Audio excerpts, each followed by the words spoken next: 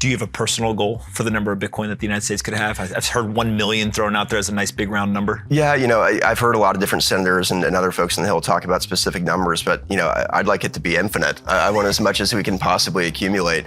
And the reality is, I've told many people this, and especially journalists, is they say, well, is there an exact number? Well, no, not really, because that's like saying how much gold do you want as a country? Anything else with intrinsic stored value, you want as much as you can possibly accumulate, and that's no different with Bitcoin. Hello, everyone. I'm here with Bo Hines. He's the executive director of the Crypto Council.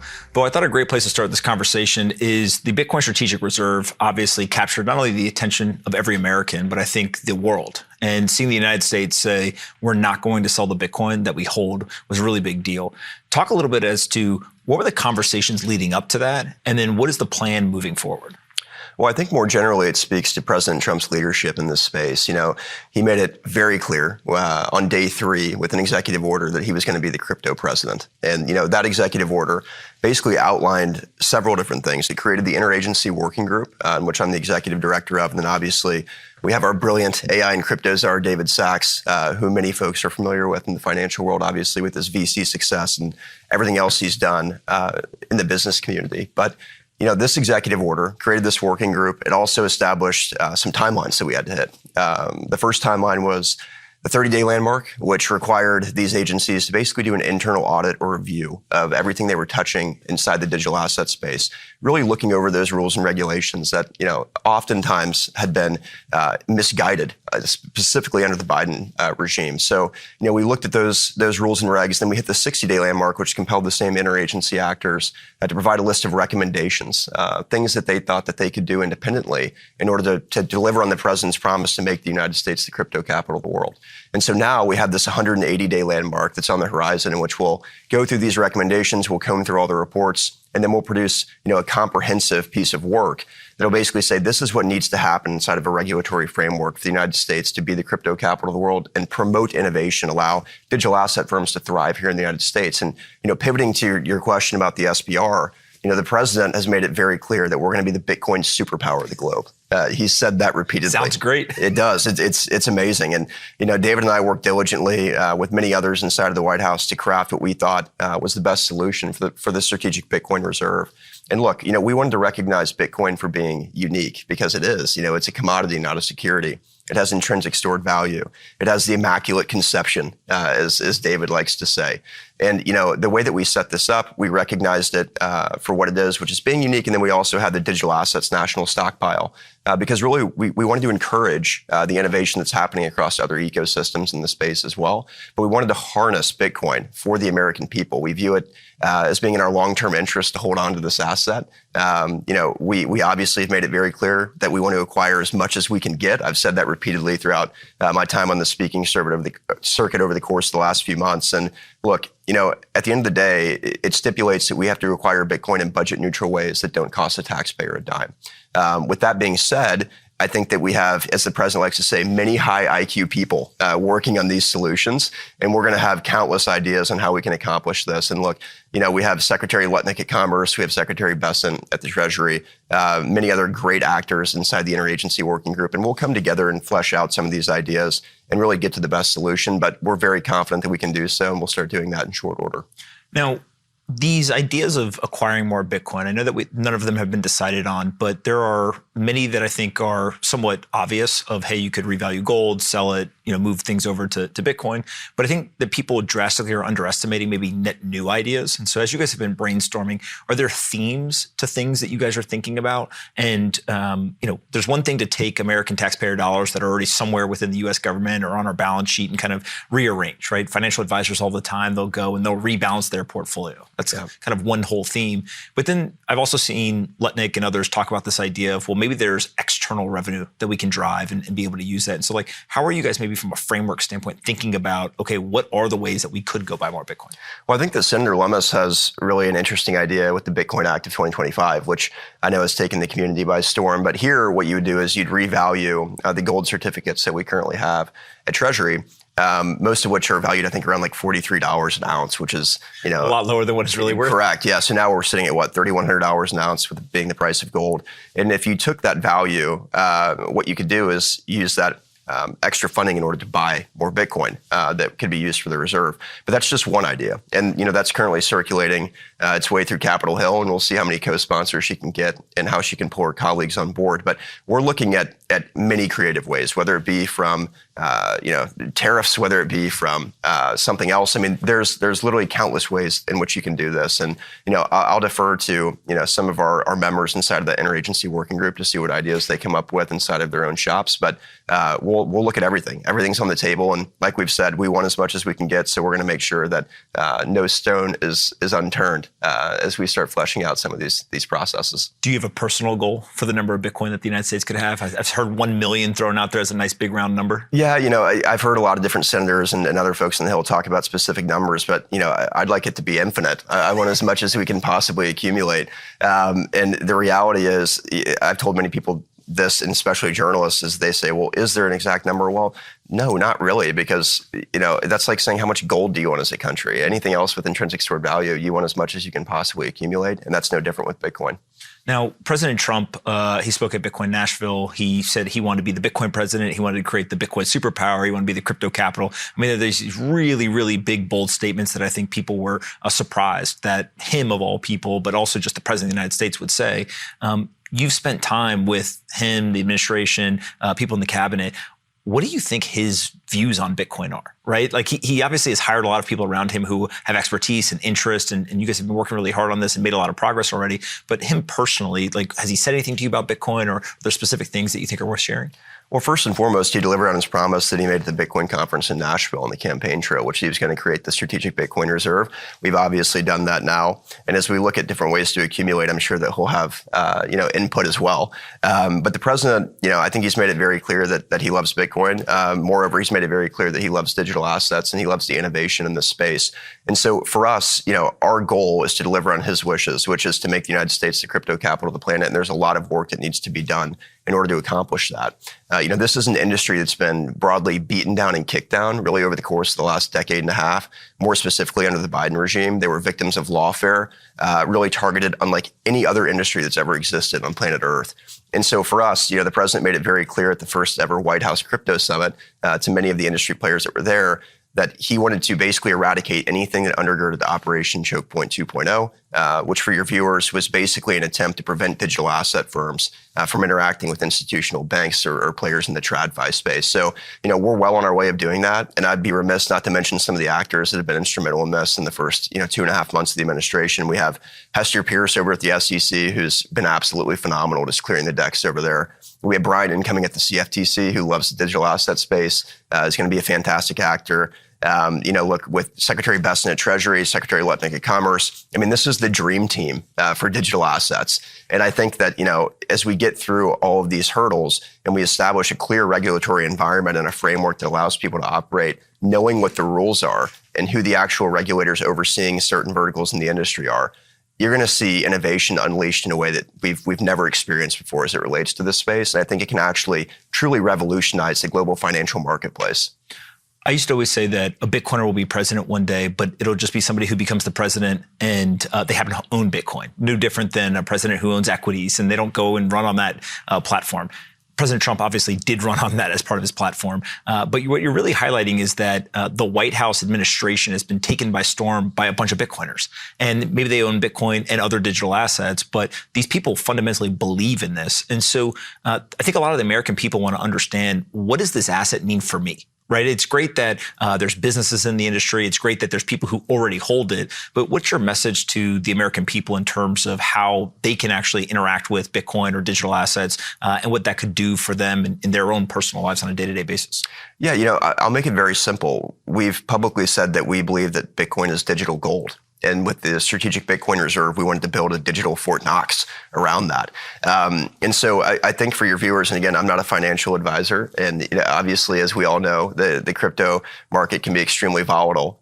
So I would recommend that you consult an expert before investing in any category in this space. But with that being said, I would be viewing Bitcoin as gold. And how can you protect your own assets? How can you protect your value in the midst of other volatile markets? I think that's something that you should certainly be looking at investing into. The United States obviously has. We said that we don't want to sell any Bitcoin. We want to accumulate as much as we can get. I would follow our lead there. I think that we have the right mindset, and we've obviously prioritized this asset class. And, Bitcoin is the grandfather, right? And then you have a lot of different ecosystems that have developed in the space beyond that. And, we're proud of those builders and what they're attempting to accomplish too, just with the technology that's being produced. And that technology can be integrated into our institutional systems in a way that can make, the way that Americans interact with their financial lives very different from what we've ever seen before. It's almost like every other industry has had, periods of growth except the financial system, just in terms of the technology that's there. I mean, you remember as a kid, we'd deal with like dial-up with the internet. I mean, the ways that the ways that we communicate as human beings has changed drastically over the course of the last 2 decades. And now, we look at our banking system and there's so much friction there. I mean, look at our current payment rails. Look at our systems that allow us to move money to one another. There's fees. There's lack of transparency. There's a time process that's obviously too long with the technology that currently exists. And blockchain technology and some of these technologies that are emerging out of the digital asset space will help revolutionize that system. It'll make things more transparent for Americans, more efficient, more effective. And that's something that we care deeply about and want to usher in. When the Strategic Bitcoin Reserve got announced, there was also a digital asset stockpile. And I think that people were trying to figure out what is the difference between these two things. You said earlier that Bitcoin is a unique asset. How are you guys looking at the rest of the industry and how the government is going to interact there? Well, I think that the rest of the industry will be taken care of, one, with the interagency actors in the sense of shaping this regulatory framework, but two, with really 2 pieces of monumental legislation that the president's asked to be on his desk before August, which is stablecoin legislation, then we have market structure legislation. And what these 2 bills will do is provide the clarity that's necessary for folks to continue to develop and innovate here in the United States. Unfortunately, due to the lawfare and just reckless nature of our regulators over the course of the last few years, a lot of this innovation has gone offshore. And we want to make sure that we can repatriate that innovation back to the United States. And we want to make sure that these players, can absolutely harness the U.S. capital markets in a way that hasn't been done before as it pertains to digital assets. So, there's a lot of work to be done there, but we wanted to recognize those players too for everything that they've done in the face of headwinds. And now that we have the tailwinds at our back, I think it's high time that they're recognized as well. And so, for us, I think that we have a very unique opportunity, especially given the actors that I've mentioned before and the way that things are set up on Capitol Hill, to make monumental changes as it relates to this space and really usher in the golden age for digital assets, as the president said repeatedly. I've talked to a lot of the different teams kind of outside of Bitcoin, but in the crypto industry. And it seems like there's really 2 different kind of thought processes. There's one which is this is a global phenomenon and all of the assets are similar. They use similar technologies. They're on public blockchains. But there's another thought process, which is there's a difference between the ones that are built in America and the ones that are built outside of America. How are you guys thinking through, there's an America First agenda for the administration more generally, but also I think that there's this belief that technology and innovation is a key component to American kind of success on the global stage. And so it's a pretty complex situation, but how are you guys thinking through that? Well, I think that the players that have developed frameworks outside of the United States will ultimately want to be participants here. And so I think that the regulatory clarity will allow them to integrate in the United States and start building more systems here. Moreover, I think that, we want to make sure that we're leading the globe just in terms of this technological innovation as it relates to digital assets. And so we want to welcome those folks back to the U.S. I mean, I think a lot of the great technology that's been developed here has been from U.S. participants that have gone offshore due to the lack of regulatory clarity that existed for so long. And that's going to change in short order. So my message to those folks is, 1, welcome home. We're excited to have you back. And 2, we look forward to the United States leading the charge in terms of the technological revolution as it relates to the digital finance space more generally. So, look, we'll make sure that we're operating delicately in a sense of recognizing what's happening offshore and onshore. But we have blinders on right now just to create the best regulatory environment that could possibly exist for innovators in this space. And that's one thing that the president's made very clear. And you've obviously seen our interagency actors move very quickly and expeditiously to get that done. The speed is breathtaking, right? I mean, I think that people knew there's a little bit more planning this time versus maybe the first term. But I think that people did not expect to see the results so quickly. And I think that's kudos to you, the rest of the team, and the president himself. But let's talk about stablecoins. That seems to be one of the big focuses right now for politicians across both sides of the aisle. I think that there's some agreement, and then there's also a lot of disagreement as to what that framework's going to look like. The U.S. dollar is a very important part of the U.S. economy and kind of our success on that global stage. But there's new technology, and a lot of the success of the U.S. dollar on these blockchain rails are coming from the private sector rather than the public sector. And so how are you guys maybe approaching stablecoins, that legislation, and getting some regulatory clarity there so that the private sector actually knows what they can and cannot do? Well, at the beginning of that question, you mentioned the speed in which we're operating, and I'd say that's a testament to the president's leadership, along with our AI and crypto czar, David Sachs. I mean, look, I think we're testing the hypothesis for the first time about what happens when you take private sector actors, their leaders in their particular fields, and inject them into government, right? What happens is you start creating much more efficient systems. And that's truly a testament to President Trump and the folks that he's brought into this administration. I think that should be, something that stands going forward as we start thinking about how do we operate this country in a way that benefits the American people more generally. And in regard to stablecoin legislation, we understand how important this is just for U.S. dollar global dominance. We understand how important it is for, altering the ways in which our system works and achieving new payment rails that are more efficient and can allow for the expeditious transfer of asset classes. And this gets us into a broader conversation about what can be done more generally down the road as you start talking about tokenization of public securities and things of that matter. So we are very keen on helping our colleagues on the Hill usher this through. And, I think that we have phenomenal actors up there. You look at Chairman Hill on the House Financial Services Committee. You look at Chairman Tim Scott at Senate Banking. I mean, they both passed stablecoin legislation out of their respective committees with bipartisan votes. This is a truly meaningful and monumental step for them. And I think that what honestly was missed on a lot of folks in the industry was at the beginning of this administration, David went up to Capitol Hill and did a joint press conference with both chairmen where they were talking about creating the bicameral working group on digital assets.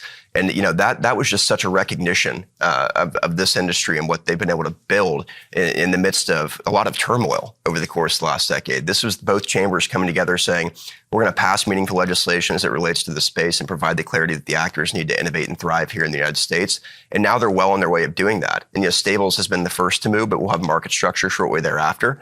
In terms of sequencing, we'll see what the chairman decide to do there. But, we've made it very clear from the White House that we would like to see both pieces of legislation on the president's desk by August. And as we work towards the 180-day report, that hopefully runs parallel to that timeline where we can have a completely new and innovative system and regulatory framework that's built by August, and we can start the implementation phase. One thing that I've said is, we've had to start with the demolition phase, basically rescinding all of these nasty regulations that the Biden administration implemented, which stifled growth.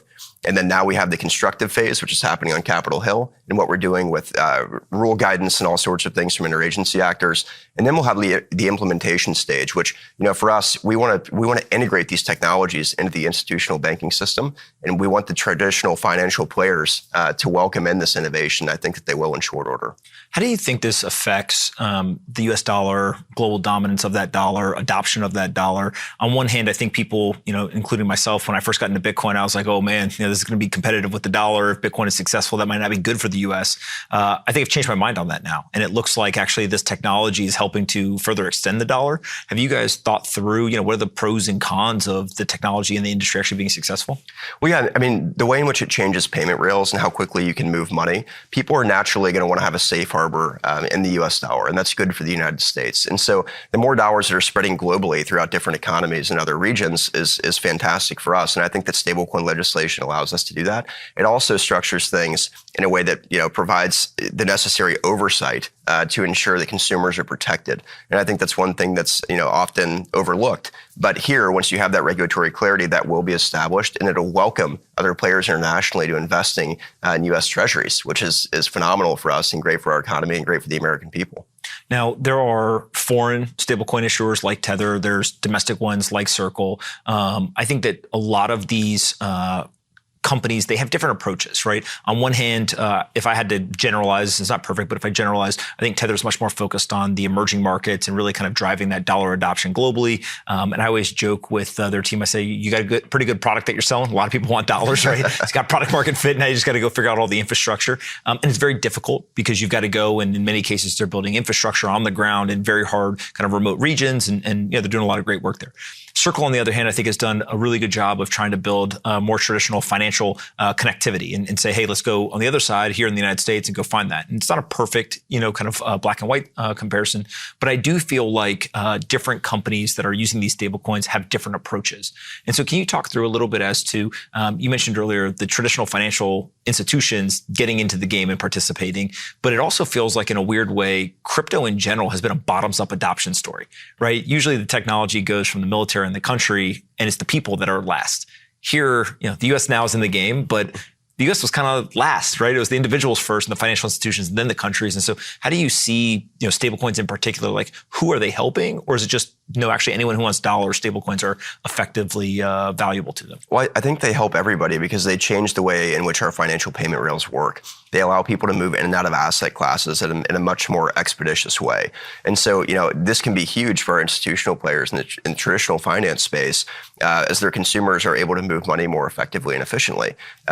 In terms of how it affects the crypto industry, well, the same principle applies. If you can get in and out of different asset classes at a faster pace, that helps the market move along in a much more effective way and in a much less friction environment. So, for us, it's about decreasing friction. It's about increasing the expeditious way in which people can interact with their finances. And I think that stablecoins really helps with that. And sure, there's players that have different strategies in the sense of how they operate. But for us, our main objective is just to create marketplace competition here in the United States. That drives innovation, it drives growth. The digital asset space is no different. And so we'll start to see these players compete under a new regulatory framework. But, there's certain guidelines that exist in both the Stables Act and the Genius Act that I think are really healthy for innovation. Making sure that you're one-to-one backed, having those audits that are there. These are things that will protect the U.S. consumer and consumers abroad that are investing in U.S. Treasuries. But at the end of the day, I think everyone will benefit from this. And I think it's a very positive thing because it's not very often that's the case. I was just going to say that's almost never the case. Usually there's a loser. And I think with digital assets, there's really not. And I think that's a testament to how we're seeing, the bipartisan nature around this forum. And that's one really fun thing about my job in this building is I'm working on something that I think Democrats and Republicans can come together on and say, like, this is absolutely imperative for the United States to just lead the charge in terms of digital asset, financial, technological innovation. And I think that we're doing that. And I think that, the first few votes that we've seen out of committee have proven that. And now we just have to continue to push it along. One of the things I always ask people is you sit in a very unique seat because you probably hear a lot of the support and you also hear a lot of the criticism as well. Are the critics right about anything? Do they have anything that you're like, actually, I do agree that that's a problem right now. Here's what we're doing to mitigate it or something.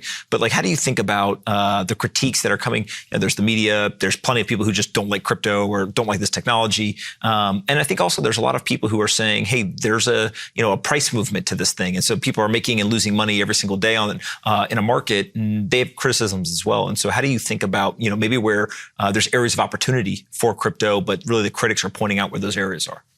Well, I'd say that most of the naysayers I certainly don't agree with. In terms of the technological advances that can be made in the global financial system with the adoption of the technology that's emerging out of the space, it's hard to make an argument against that. It's hard to make an argument that our current payment rails and our institutional banking system is a little bit archaic in the way that it operates. But, more generally, I think that as you usher in these technological changes, you'll start to see a lot of minds change very quickly when they start to see the real impact of how it affects them in their everyday lives as they interact with their own finances. And so, for us, I'd be hard pressed to believe you're going to have the same naysayers out there once this clear regulatory framework is established. And, I think that one of the biggest problems is that there's just an educational gap. There's a lot of folks that haven't interacted with crypto before.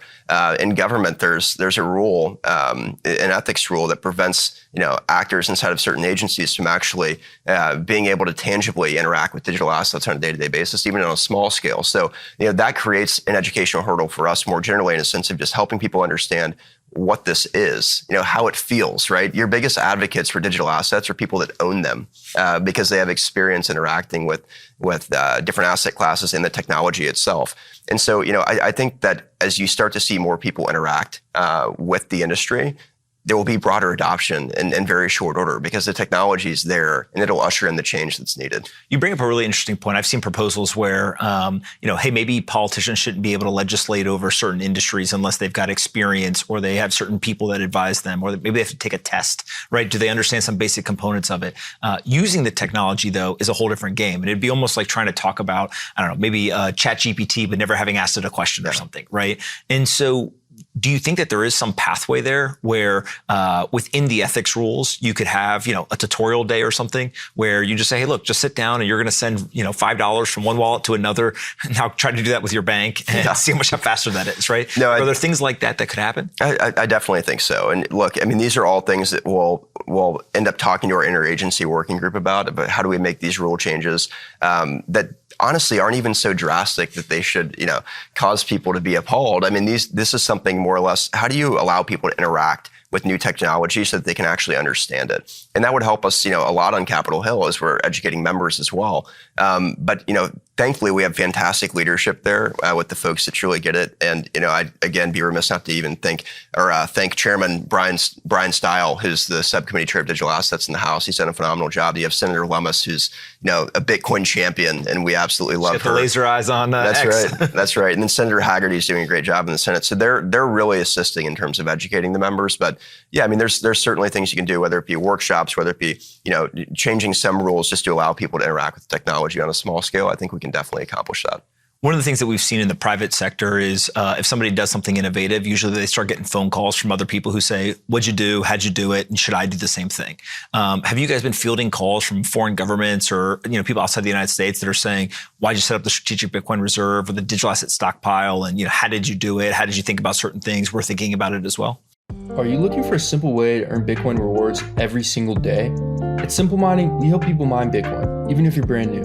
We're a vertically integrated Bitcoin mining company based in Cedar Falls, Iowa, offering a premium white glove hosting service that helps you maximize your mining profitability. With over 500 clients worldwide, we manage over 15,000 machines across our sites. Our facilities are staffed 7 days a week, and we fix most on-site issues in under 48 hours. In fact, we can repair more than 2,000 hash boards each month in our dedicated repair center, ensuring your miners run smoothly. Want to see it firsthand? Tour our mining sites, either in person or online, anytime. Plus, for your first year of mining, we cover all repairs, no questions asked. We bill you for the exact time your miners are running, and you can pause whenever you want. Need to buy or sell? Our exclusive miner marketplace gives you the freedom to trade on your schedule. You'll even have a custom dashboard to track your miner stats in real time, and if you're thinking about running your operation like a business, our tax team can guide you through the depreciation advantages. Ready to grow your Bitcoin stack? Visit simplemining.io. Have you guys been fielding calls from foreign governments or people outside the United States that are saying, why'd you set up the strategic Bitcoin reserve or the digital asset stockpile? And how did you do it? How did you think about certain things? We're thinking about it as well. Well, I think that right now we currently have the blinders on, right? Because we're attempting to just do what we need to do to deliver on the president's promise, which is obviously to make the United States the crypto capital of the globe and to welcome in this innovation in the digital assets industry. And so, we owe it to the American people to deliver to them first. And I'm sure that other countries will be chasing us as we continue to push forward and do that and welcome in this technological innovation. But, I'm just extremely, extremely pleased that we have a president that truly is the crypto president that's welcoming in these changes. And I think you'll see other world leaders follow suit very quickly.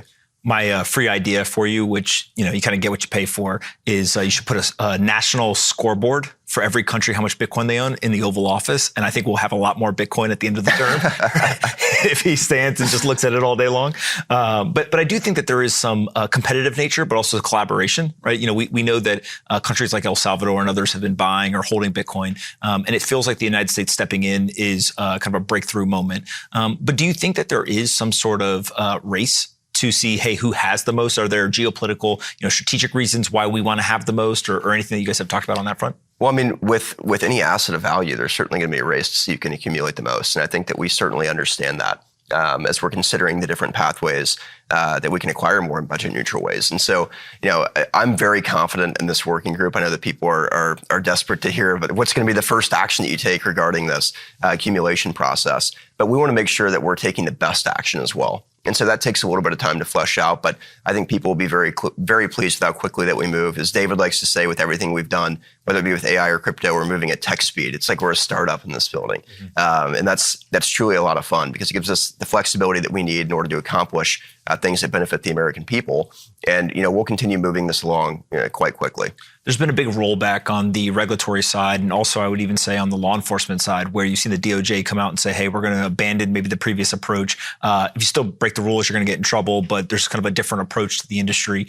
The SEC, we have a new chief that has recently been put into place there. And it feels like even across agencies where maybe there wasn't employee turnover, there's just been kind of a complete tone shift. I think that comes from the top. But talk about maybe what's happening there, and do you expect that just to be a complete tailwind for the industry? Or is there some nuance here that people should be paying attention to? No, I would expect it to be a complete tailwind for the industry. I think that all the actors that we have at the relevant agencies are pro-digital asset innovation.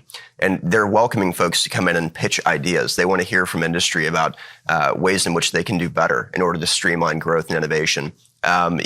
Chairman Atkins is going to be phenomenal for digital assets as well. And then Hester over there at the SEC.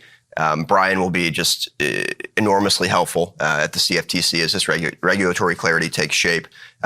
But one thing that we've done, and we've taken it upon our office, is I've probably had no less than 150 meetings with industry folks over the course of the last 2.5 months, and not just with Goliaths. We're talking to startups. We're talking to folks that are currently in a building process, folks that are testing new ideas. Because we want to hear from everybody and we want to know what challenges they're facing in regards to their innovative steps. And so, this allows us to actually, again, engage in this educational conversation because I've really taken it upon myself to listen to experts in their particular verticals in this space, be able to dissect that information and then translate it into something that's more palatable for folks that maybe don't understand digital assets as well as the players do in the industry.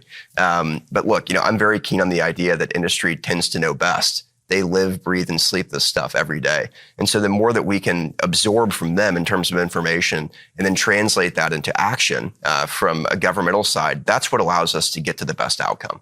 And I truly believe that. Most people who touch financial markets, I think the general playbook is, hey, let me go make a lot of money. And then once I get older, then I'll think about maybe serving my country in some sort of leadership position or politics, et cetera. The people that I've interacted with the administration, it's not that there's a ton of young people. It's not that there's a ton of, wise people. There's a very big, I think, mix between that. You're one of the younger people who have come into the administration. I think you're very familiar with the technology. You have colleagues who maybe have a lot more experience in terms of dealing with, moments of crisis or some sort of, edge case or nuance of financial markets. And so how do you guys work through these things where people are bringing different things to the table? You mentioned many times these interagency kind of working group. And even that, right? There's different expertise. There's different kind of experiences that are showing up to the table. And so on one hand, that could be very helpful. On the other hand, there's a lot of people showing up with very different ideas as kind of how the world should look moving forward. And so maybe talk through how are decisions actually getting made and what's kind of happening behind the curtain, if you will. Well, I think it's a fantastic thing to have actors with experience. And I think it's also a fantastic thing to have, actors with new and innovative ideas. And I think the president's done a phenomenal job of formulating a team that's comprised of both. And so, for us, we're able to bounce ideas off of each other. And, I'll call them, more of the gray hairs here can tell us. Wise is the word I chose. They can tell us whether or not those things will be helpful or useful based on their past experiences. But the one thing that is genuinely true across the board is all of the actors the president has brought together, at least in the financial space, agree that digital assets and moreover the technology that's emerging from this space is absolutely crucial for the United States to adopt. And so for us, it's about finding, what the right landing spot is. But we want to continue to usher this innovation along. And I think that, being able to pick up the phone and call David, who understands the space inside and out, just from a business perspective and VC perspective, is extremely helpful. For me, I started trading Bitcoin back in 2013, 2014, and some other asset classes back in the Wild West. And so I've seen things too from a different perspective, just from a retail side. And I think that, as all of this information converges and comes together and these minds meet, it allows us to make the best decisions for the United States and for the consumer more generally. How did you first hear about this? So I played my freshman year at North Carolina State. I was a football player, and I played in the Bitcoin Bowl in St. Petersburg. That sparked my interest in crypto. I ended up buying my first Bitcoin shortly thereafter. And, it's something that's had a special place in my heart for a long time ever since then. I continue to be an active participant just from a trading perspective on the retail side of things. And I've been able to watch the industry evolve and change quite drastically over the course of the last decade. But it's extremely exciting to know that we have other folks that feel the same way as I do inside of this building about this industry, understand, the value of Bitcoin, the value of these other digital assets and what they bring to the financial system. And so we just need to capitalize on that. And that's something that the president certainly understands and is keen on doing. You're talking about kind of the retail adoption story, which I think is a very important part of this. We now see Wall Street kind of salivating over participating. And I joke with my friends who work at these larger organizations, and I say part of it's probably because there's a lot of potential customers here. There's a lot of potential revenue that they can go and bring into these businesses and kind of create an entirely new business line, right? And that's very exciting to them. But there's been a lot of rules that haven't let them actually participate. We're starting to see some of that stuff either get clarity or get rolled back. And so how much of this is the retail story moving forward and, kind of the assets people can go buy on an exchange and they can hold it or trade it and, kind of use it to buy things versus there's a lot of what I call like the background, nuance of financial plumbing, which you and I could sit here and try to talk about and people fall asleep about, but it's really important because ultimately that is how people are able to transact. That's how these large financial institutions are able to operate on a day-to-day basis. Like, what are you seeing on that like back end side that maybe is boring to most people, but is really, really important to financial markets? Yeah, I think that there are different ecosystems that touch the consumer in different ways, some of which are subliminal and, most consumers wouldn't recognize. But this kind of goes back to the conversation we were having about an archaic banking system, right? The ways in which people move money, they've just accepted for a long time, whether it be fees, whether it be the friction that's involved. The bank might stop a payment and say, we're going to review this, whatever it is.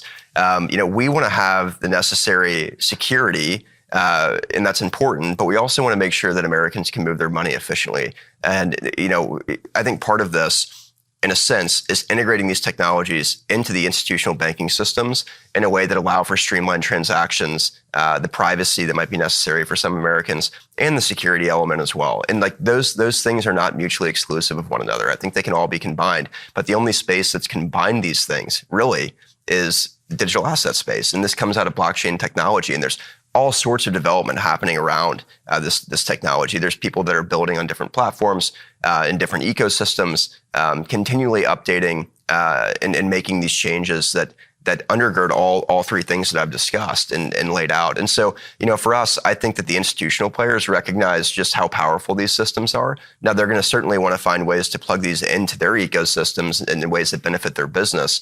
But I think that that's certainly going to happen, and it's going to happen very quickly. And so I think that the way that Americans interact with their everyday financial lives now will look completely different over the course of the next decade. My son, who will never experience dial-up like we did at a point in our lives. Your mom calling, telling, hey, get off, I need to use the phone. I think that he'll never experience a time in which it might take him 3 or 4 days to move money to somebody, and there are instances where that still happens, especially with larger transactions. He'll never experience the idea of what it's like to send money, not know where it is, and just hope that it promulgates to the place that you're sending it, right? Look, the transparency that the technology in this space provides is absolutely instrumental. And I think the faster that we can adopt it, the better off we'll be. Talk about tokenization, which I think is a whole other part. We now see some of these large financial institutions actually doing things. Because I think people talk for like a decade, right? It's coming, it's coming, it's coming. Now we actually see the Black Rocks and many others launching products, and we'll see if they're successful or not, or if they're popular. But that does feel like a huge part of where this technology can be applied that at least the large financial institutions are excited about. And so have you guys gotten to thinking through any of that stuff yet? Yeah, absolutely. And these are all things that we're going to address in the 180-day report. This is going to be very comprehensive. You can almost a big book report. You can almost consider it a book, not even a book report. I think this will end up being a book, but I think that it'll provide clarity on many aspects of this space, whether it be from tokenization to staking, all sorts of things. So, I know that people are very keen to get answers immediately, but for us, we want to make sure that the answers that we're providing are correct and can be implemented accordingly. And so, we're working through that. But look, if we can get all of this accomplished by August, I think that would be a tremendous success. And I think it would be a derelict of duty from our office if we don't. We have a mandate from the president to deliver very quickly, and we plan on doing that. Tariffs are the talk of every town, I think, right now. It seems like it changes every 5 minutes in terms of these high stakes geopolitical negotiations. And America is definitely being tough, I think, with a lot of these countries. But gold was not tariffed. and neither was Bitcoin. And I think that a lot of the gold movement leading up to the tariffs were people saying, hey, these may be part of these tariffs, and so we should probably get the gold from London or other places around the world, bring it back to the United States, bring it to New York and elsewhere. How do you think about these assets playing in this global financial system, which we all participate in? And when you have tariffs or other kind of changes in global trade, these assets are kind of operating outside the system a little bit. Sure. But again, the United States still is participating. And so it's this very weird kind of dichotomy that we're living through. And so how do you guys look at these assets, given that it actually has been designated as unique and outside of kind of the tariffed global economy? Well, I mean, gold has acted as a safe harbor for folks for quite a long time. Thousands of years. Thousands of years. And I think that for the next few thousand years, I think Bitcoin will behave very similarly to gold. And so, yes, they do kind of exist outside of this current financial framework that's under strict scrutiny, to say the least, at the moment. And one thing I'll say about the president, we've just come through a tremendous week in a sense of him leveling the playing field for the United States, as we've been taken advantage of and abused for quite some time over the course of the last several decades. And he's the only president that's had the courage to stand up and say, you know what, I'm going to do what's in the best interest of the American people.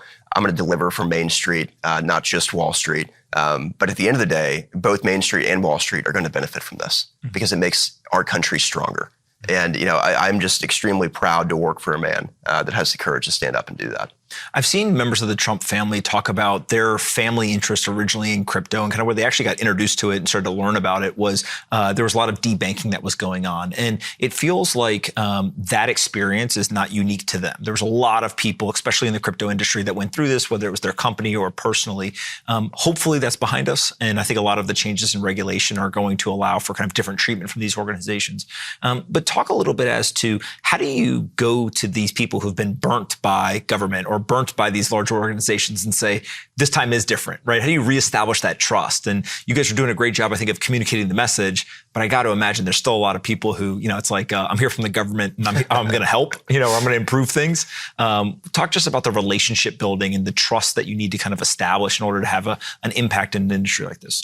Yeah, well, I think that the only reason that there's trepidation, and really the only reason that we have to be having these conversations, is because government took bad action first. Right. And so now it has to be completely unwinded in some capacity. So that's what we're working on. And then we can actually start having constructive conversations about how do we build things here. And those are basically running in parallel right now with the legislative priorities and obviously what we're doing within our agency. But, there's certainly still trepidation from folks in industry that, experience walking into the SEC, pitching in ideas. They sit there and write the Wells notice at the same time they're there.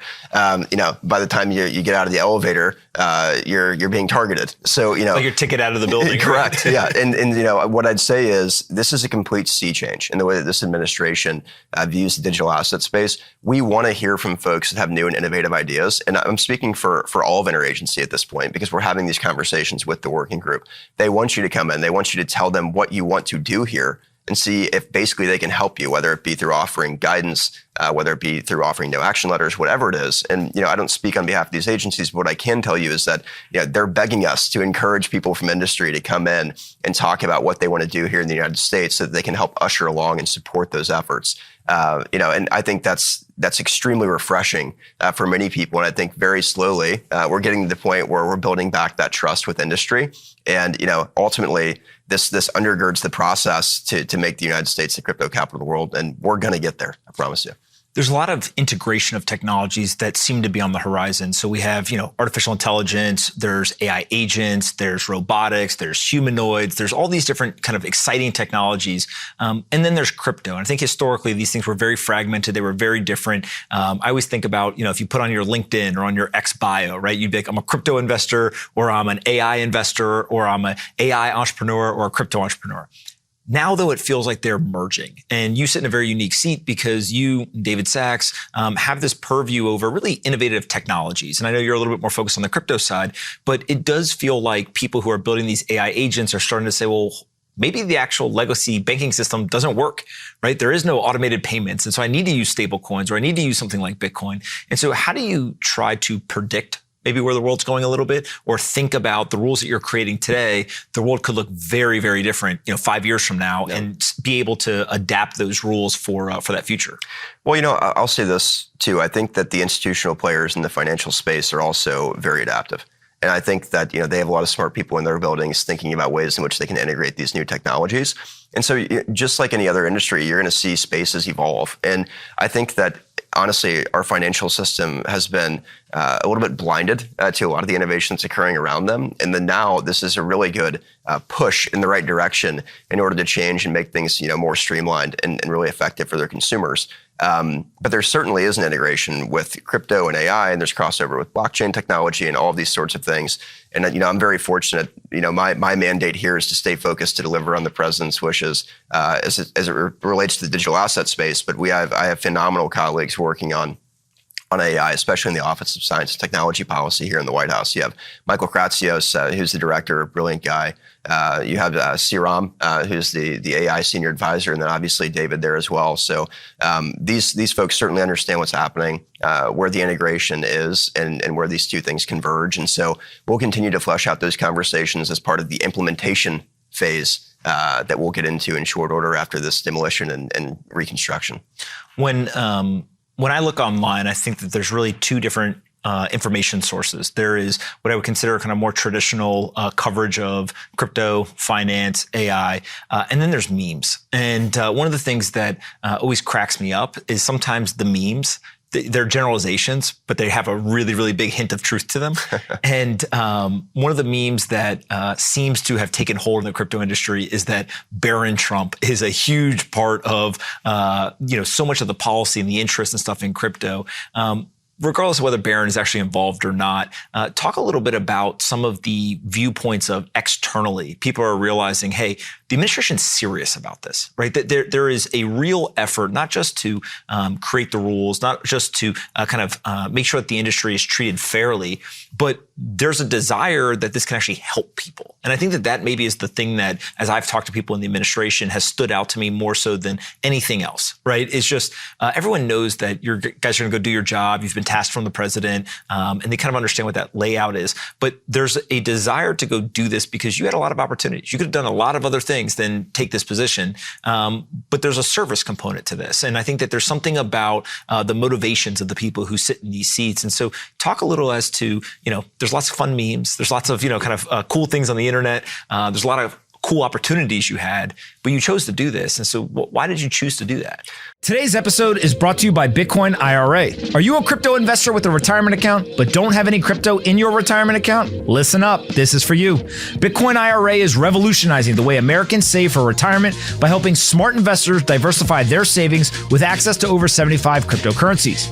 With world-class customer service, military-grade encryption, and a vertically integrated licensed trust company, it's no wonder more than 200,000 Americans trust Bitcoin IRA to secure their financial future. Get started. It is quick and easy. It takes just 3 minutes to open an account. Once you're set up, their team of IRA specialists will reach out to guide you through every step of the process. Whether you're transferring an IRA from a legacy bank, rolling over an old 401k, or starting fresh with a new contribution, the Bitcoin IRA team is here to help you get access to real crypto in your retirement account. And here is the best part. As a Pomp podcast listener, you can earn up to $1,000 in rewards when you add funds to your account before tax day.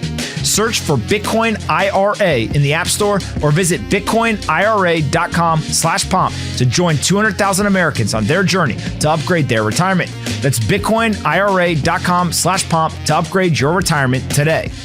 Talk a little as to, there's lots of fun memes. There's lots of, cool things on the internet. There's a lot of cool opportunities you had, but you chose to do this. And so why did you choose to do that? Well, first and foremost, I'll say, without making this too partisan, is I think the right meme's a lot better than the left. And I think that's been proven over time, especially over the course of the last election cycle. But no, I think that there's just a keen interest and understanding about how important this industry is. And for me, I I couldn't have passed up the opportunity to work alongside who I believe is the greatest president in the history of the United States, to usher in a completely new financial system as it relates to technology and development, with David Sachs, who's a brilliant person in his own right. But the reason that we've all decided to do this is the same reason the president decided to run in the first place, which is that he cares deeply about the American people, he cares about his communities, and he wants to deliver for them. And I think that in Washington, it's very tempting to do your work in order to deliver for yourself. Here in this building, I think that we have very passionate folks that care about the American people. And every day that we step into this building, we recognize what a privilege it is to be here and serve on behalf of them. And I think with every decision that we make, we have to keep that in mind. There's a seriousness that exists in this building. And, the people put us here, and the people deserve transparency, which is another thing the president's given them more fully. It's funny because as we've talked about the president's positions on crypto in this interview, he's been very, articulate and adamant about, how he feels about this space, and hence why he created the Digital Assets Office in the White House. And so we have an open door policy. I think this is probably the most transparent administration anyone's ever seen in the history of the United States, and we want to keep it that way. I'll do interviews with folks that agree and or disagree with what we're doing. I welcome dissenting opinions because honestly, going back to the old adage, biblical adage, iron sharpens iron. And I think that we feel the same way here as we bounce ideas, off of one another and really, try to find the best result for the American people. But, in this space, it's exciting because we've touched on a lot of these things, but the person that's going to benefit the most just from institutional adoption of these technologies, the person benefits the most from Bitcoin being unique and acting as a store of value, similar to gold, is the everyday person, right? And now, granted, we're harnessing in Bitcoins, in the particular instance of Bitcoin, we're harnessing this asset for the American people as well by creating the strategic Bitcoin reserve. But having these outlets to store their assets, and having these outlets to engage in, and being able to touch things that are real and move things to one another in a completely different way benefits them in a tremendous way. So the stat that I always point out to people, I think it was in 2016, the median U.S. home was like $280,000. Today it's over 400,000. Yeah. And if you go and you look at Bitcoin, it was like 664 Bitcoin. Now it's 6. And so one, almost doubled. The other went down 90+%. And it really just shows you the power of being able to store your wealth in something that is not going to be debased away. For sure. And I think that as I've talked with folks, like that is understood. And it's a simple concept, but it takes kind of a while for people to wrap their head around. Yeah.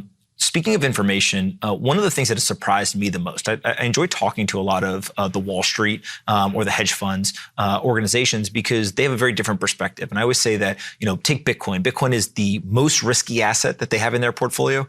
In the crypto world, Bitcoin is the safest asset that they have in their portfolio, right? But when I've talked with a number of hedge fund CIOs lately, and these are big multi-billion-dollar funds, I always ask a question. I say, when you walk into your office every morning, what do you check first? Like, what are the data points? And I now increasingly hear some version of, I walk in and I check global liquidity, and then I check the Bitcoin price. And at first I was like, do you guys own a lot of Bitcoin, right? What are you doing? And they said, no, it is a very sensitive asset to global liquidity and interest rates and geopolitical risk and all these different things. And so it's an information tool. Are you all evaluating policies or looking at kind of what's happening on a day-to-day basis based on price, but not as in like, hey, is it going up or down, but more as an information tool? Like, do you pay attention to what's happening in the market as you guys are kind of doing this work that you've been mandated by the president? We try not to pay attention to price too much because we believe in the premises that we've laid out. And, I can point to the Strategic Bitcoin Reserve Executive Order in a sense of how we classified Bitcoin as being unique in its own right, but it certainly gives off information that we can absorb and use to make decisions. But in terms of affecting policy, I feel like we're very well grounded in the sense of how we build our foundation of how we view these things. And I think it's very tempting. I've actually heard some different actors up here in the industry say, Bitcoin's just running with the market. Well, at first. Because, naturally, because it's so easy to get in and out of the asset class, when margin calls are happening, people tend to go to crypto because they're able to liquidate very quickly. I think that in a longer, more protracted instance, you'd actually see something completely different where people would actually start storing, value in Bitcoin and protecting their asset classes there. So I think you would see a divergence over time. That being said, I think it could be the same in a bull run economy where, people are saying, I'm going to take the excess and throw it into Bitcoin. And you could see a divergence from market sentiment there as well. So I think that, we understand, just given its uniqueness and how it's been set up, that it is different than other markets. And I think that it gives off a lot of information that way, the same way that gold would over time. Midterms are now a huge talking point already. People are looking at the tariffs and economic policy, and some people say this is great and midterms will be a landslide. Other people are saying there's no way the Republicans can win in the midterms. Put it aside for a second, the actual midterm elections and the results there. But there is a chance that some of the policy things that you guys want to do could be jeopardized if there is changes in the midterm. And so is it a race to try to get as much done as you can before those midterms? Or how do you guys think about timelines in terms of being able to accomplish the agenda that you have? Well, look, we've laid out the agenda, which is these two legislative priorities, right? Stablecoins and market structure. And then we have the interagency activity, which we have the 180-day report, and we'll start working towards delivering on that result. But I think that the president has made it very clear to everybody, I know, that he wants to see all of this done before August recess. Because you're right. The political landscape can change very quickly. We're coming up on midterms in which I think we're going to have phenomenal results because I think that the American people believe in this president. They believe in what he's trying to do, which is serve their interest and not just the interest of the wealthy and powerful. And so I think that at the end of the day, they're going to reward him for all of his hard work and standing in the gap on behalf of them. So I think we'll have phenomenal results in the midterms. But look, we're playing on the field that we currently have. And we feel like we have an opportunity and an obligation to deliver on the president's promises. And I think we're well on our way of doing that. Talk about, on a global basis, one of the critiques that I hear people constantly say is, this is for criminals. Oh, the bad actors are using this stuff. I think you and I probably understand that you probably don't want to use a public ledger to commit a crime because people can go and evaluate. It's not a good idea. From a law enforcement perspective, they would love for you to do that. But talk about the policies that you guys are coming up with, the interagency work. There are things that you guys are going to create these frameworks for that may actually push those bad actors further away from crypto. But also there are a lot of people who maybe continue to use this stuff. And so how do you guys think about the law enforcement side, the kind of terrorist financing, like all these big scary things that people talk about? You guys aren't a law enforcement agency, right? That's not your job, but it does feel like it's something that you're tangentially at least aware of. And so how is that playing into the scenario? Well, we have the DOJ that's part of this working group. I know they have phenomenal actors inside of our other law enforcement agencies in the United States that they're starting to, really work on honing in what we need to prevent bad actors from using really any technologies that relates to the digital asset space to move money to finance illicit activity. And with that being said, we have that in mind. I know that the folks in the Hill have that in mind. They're writing these pieces of legislation. There has to be certain AML requirements, anti-money laundering requirements for your viewers, and ensuring that we can protect U.S. consumers and ultimately make sure that folks can also have the privacy that they need. And that's a big component of this that undergirds really what spawned so much interest in crypto in the first place is Americans care about privacy, and part of that is self-custody. And so we want to protect self-custody rights for the American people as well. And those things don't have to be mutually exclusive either, right? Look, you're KYC'd basically when you buy crypto on any exchange now, which means that people know who you are and they can identify your wallet. But we want people to be able to engage in private transactions in the way that best fits them. And this isn't due to illicit financial activity. This is just due to protecting the everyday rights of the American people. But with that, we also understand we need to prevent bad actors globally from getting their hands on funds. And that's not just with digital assets. That goes back to the institutional ways in which people move money too. And I'm hard pressed to believe, to be honest with you, that there's more illicit finance in the digital asset space than there is in the traditional financial space. They've just become really good at it because the rules haven't changed for a really long time. You don't hear about it as much. So whenever there's big events that happen in this space, everyone loves to jump on top of them. It becomes like, a huge media story. Oh, this was used for that and this was used for another thing. Really, this is happening every day in terms of the traditional systems. On a large scale, we obviously do our best to prevent that from happening, but we all know that it still happens. And here, I think that we have some of the smartest and best minds, one from private industry and two from government, that will come together and say, how do we prevent bad actors such as the DPRK from getting their hands on funds and using these different payment rails in order to do so. I think that we'll come up with a very effective strategy on how to do that. I think that the regulatory framework that's developed will keep that in mind. And we have to balance the interest of protecting Americans' privacy with also protecting Americans more generally from allowing bad actors to get their hands on funds. I want to finish up with some paradoxes and get your thoughts. I don't think there's right answers to these questions, but it'd be interesting to hear your thought process. The first is that Bitcoin was really created, and it was kind of an anti-establishment thing, right? It was like, hey, the global financial crisis happened. Here's this new thing that we're going to do on the internet. It's decentralized. It's outside of the system. U.S. government now holds it. And I think there's a lot of people who see, BlackRock or Fidelity or name, the large financial organization. Those were the organizations that I think Bitcoin kind of started far away from. And it was, something that was different then. How do you balance those two things, right? The ethos of the original kind of Bitcoin story versus now this like true mass adoption of all organizations, nation states, et cetera. Yeah, I have a fairly good analogy for you. The MAGA movement started as a pretty anti-establishment thing. And the president was elected to be the leader of the free world. And so, he had to do a fairly good job of balancing, the institutions with this movement that was undergirded by the principle of being anti-establishment. And so that's, I know it's a strange analogy, but I think it's a good one as it relates to Bitcoin institutional adoption. Here I think that regardless of how many institutions start participating in the digital asset space or welcoming, Bitcoin in whatever capacity they choose to use it into their systems or investment portfolios, it still provides what people were looking for originally. It provides, a way to store, their value. It provides a way to move funds. It provides, a way to ensure that you can do things, in a private manner as you please. And that's not going to go away. I just think that the institutions now recognize that. They recognize how valuable it is, and they want to be participants in it, which is ultimately a good thing. Bitcoin, I think a lot of people have said, I want to store value there because I'm worried about the national debt or dollar debasement or name whatever the exact thing that they're pointing to. It's the same reason that they've been buying real estate or gold or anything over the years. Now Bitcoin is this new tool. At the same time, Doge and many of the economic policies that are being put in place should be addressing that national debt and that annual deficit. And so is there some sort of paradox that's hard to hold where maybe the things that are good for the country are actually not good for Bitcoin and its future prospects? No, I don't think so. I think that, eliminating fraud, waste, and abuse, which certainly Elon has done and will continue to do with Doge, is good for the American people, and I think it's also good for Bitcoin. I mean, Bitcoin is different than the U.S. dollar, just as gold is different than the U.S. dollar. That being said, a strong U.S. dollar is, I think, in my personal opinion, is also good for Bitcoin. It's good for gold.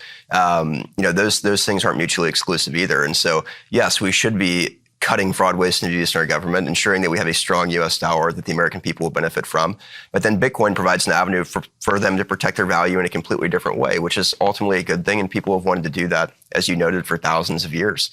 And so, yeah, it is an interesting paradox, but it's one that I don't think is unsolvable in a sense of, these two asset classes, one being a currency and another being a commodity, can benefit together as both strengthen. I think that ultimately is the goal. You mentioned Doge. There's Doge, crypto coin Doge, and then there's Doge, the Department of Government Efficiency. It cracks me up that I see so many people in the media talking about Doge, the government organization, while there are probably people on the internet who are cracking, up as well that that's the coin that they hold. How do you think about, again, kind of these memes where, in a weird way, like that is the message, right? Is Elon has a very specific viewpoint. He's been very kind of unique in his approach to things, but it obviously works. And so how do you balance things like that? Well, I think it's fun at the end of the day. And, even though there is a lot of seriousness that takes place when you're in this building and you're serving in these roles, it's still important that we have fun, not only here, but the American people more generally. And I think that they respond really well to activity that engages, in some sort of comical nature, because you have to take light in the fact that, we've gotten to where we are, but there's a solution that's there, and it's one the president's driving forward, and that creates a lot of optimism and energy. I mean, like, the one thing that's so unique in this building, and obviously I wasn't here in the prior administration, but you can feel the energy here. it's palpable. People are excited again. And I think they're excited because we finally have a leader that's willing to stand up and say enough is enough. We're not going to let the American people be abused the way that they have been over the course of the last many years. And so I think that the more that we can lean into the seriousness of delivering for the American people while also having fun doing it, I think the better off we'll be in the sense of getting people to respond to our message.